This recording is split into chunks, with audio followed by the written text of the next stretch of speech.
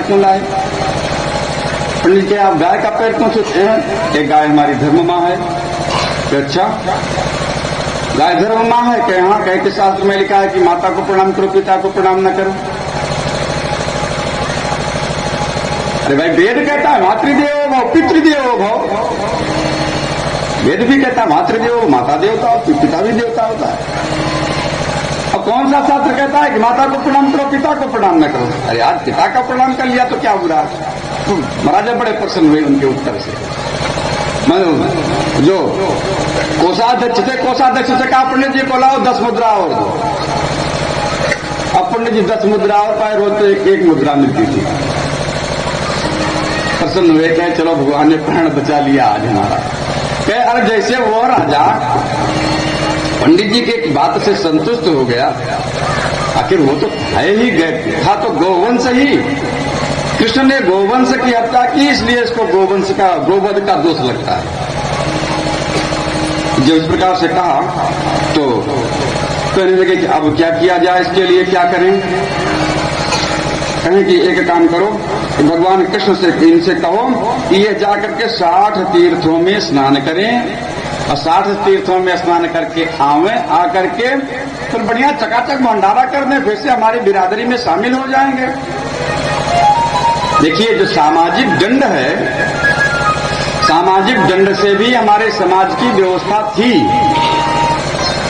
ब्राह्मण समाज में भी सभाएं होती थी, कैसे खाना है कैसे नहीं खाना है, किसके यहाँ खाना है किसके यहाँ नहीं खाना है, इस पर विचार किया जाता था। ब्राह्मण के अलावा जो और भी बिरादरी के लोग थे उनके यहाँ भी यह व्यवस्था थी। अगर कोई गलत कार्य करता था तो उसको पंक्ति में बैठा करके भोजन नहीं कराते थे। कोई अगर गलती कर देता था तो उसके लिए यही नियम होता था, भैया तुम्हें हरियर पत्री देखे का रोजी न होए।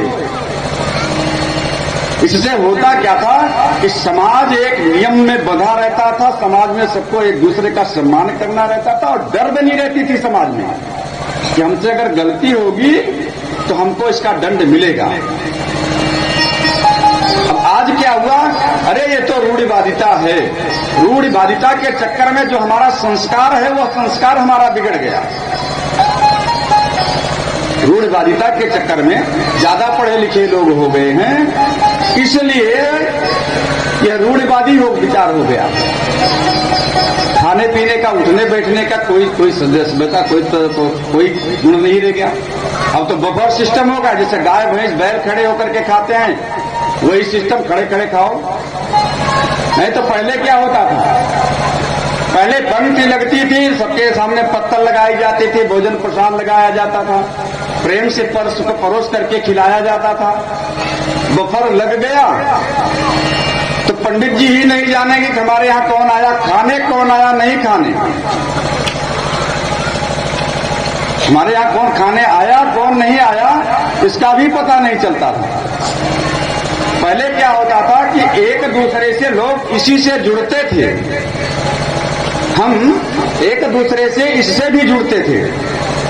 अरे भाई हमारा बच्चा अगर पंक्ति में परोस रहा है तो जो भोजन करने बैठे हैं वो लोग पूछेंगे भैया ये कौन है, ये पता चलता था कि हाँ ये इनका पुत्र है। अब तो बगल का गांव का गाय के ही गांव में ये किसका लड़का है यही नहीं पता चलता।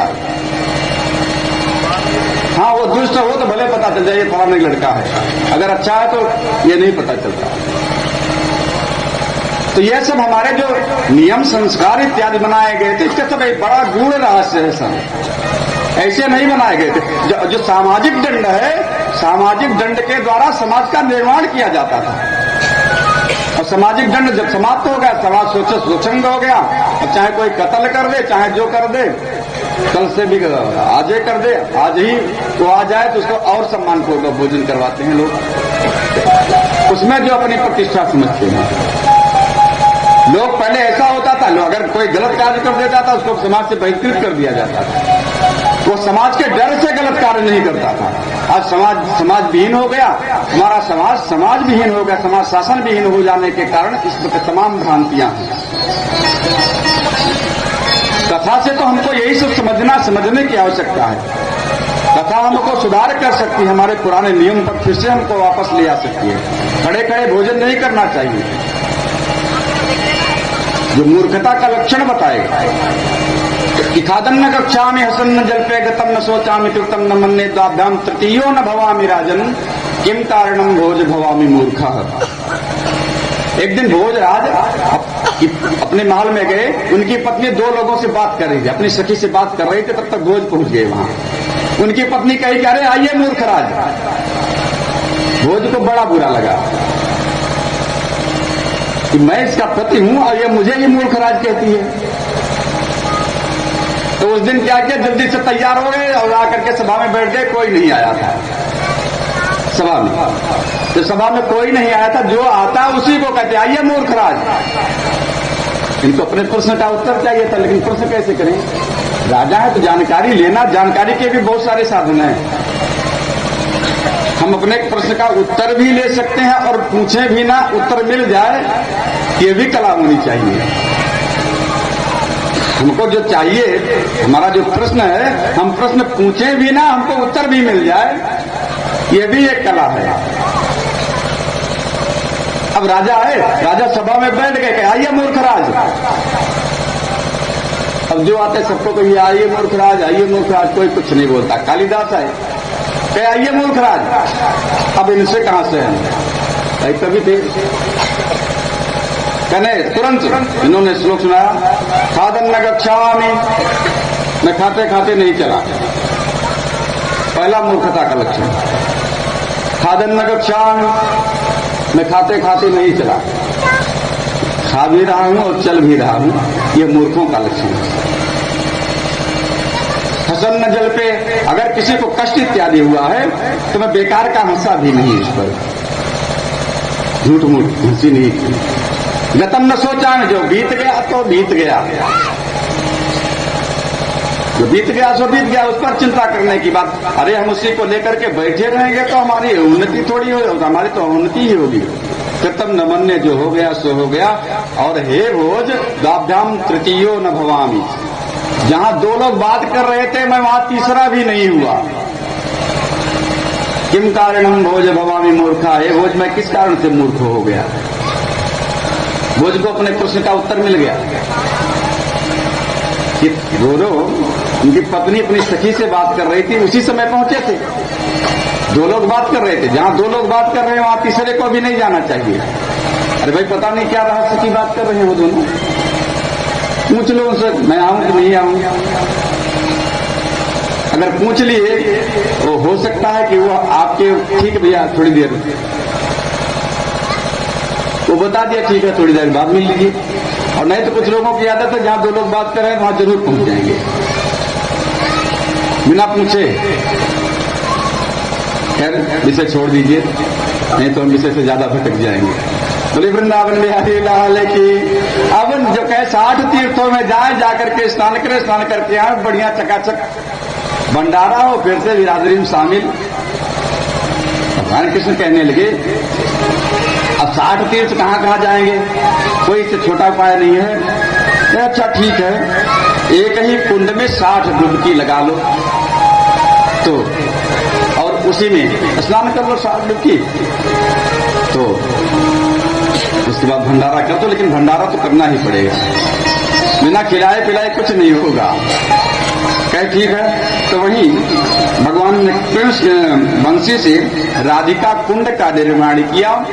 राधिका कुंड में जाकर के 60 डुबकी लगाई, 60 डुबकी लगा करके निकले और फिर बढ़िया चकाचक भंडारा किया, सब लोगों ने भोजन किया। इस प्रकार से वत्सासुर का उद्धार किया। बोले वृंदावन बिहारी लाल की जय। अब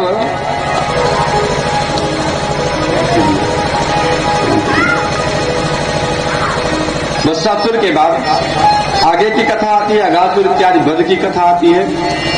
इन सब की कथाओं में हम रात्रि के सत्र में चर्चा करेंगे। इस समय कथा को ज्यादा खींचना अच्छा नहीं है, इसलिए कथा अगर जल्दी शुरू होती है तो उधर विश्राम करने में भी जल्दी रहती है। आप लोग समय से आए, कथा का आनंद ले, थोड़ा भगवान नाम संकीर्तन कर लेते हैं, फिर आरती करते हैं।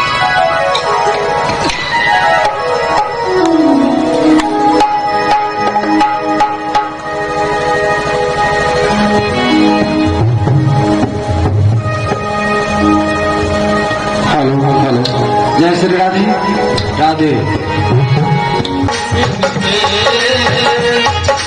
श्याम कंवरिया न सहारा किन तेरे श्याम कंवरिया मेरा कोई न सहारा किन तेरे श्याम कंवरिया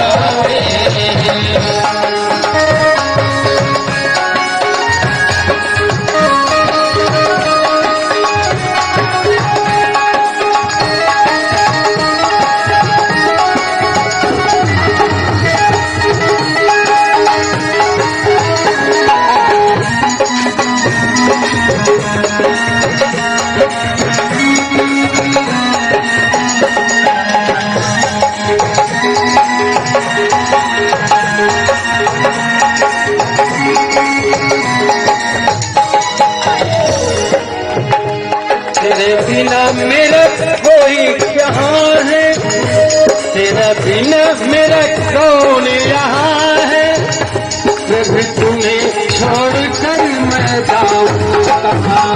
तेरे बिना मेरा कौन यहाँ है, मैं आन पड़ा दर तेरे एक घनश्याम कंवरिया मेरे। ओ मेरा कोई न सहारा तेरे घनश्याम कंवरिया मेरे, मेरा कोई न सहारा बिन तेरे।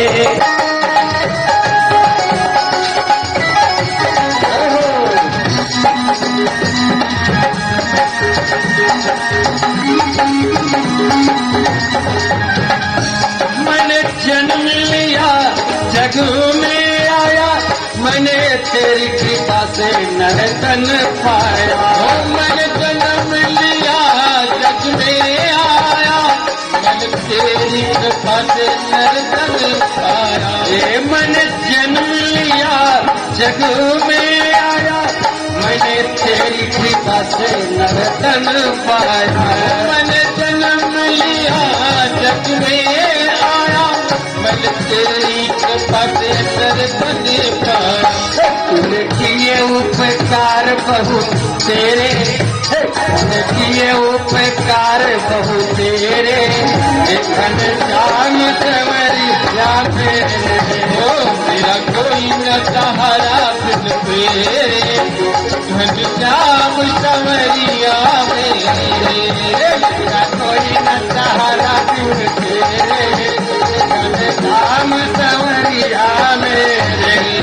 मेरा कोई न सहारा बिन तेरे, घनश्याम कंवरिया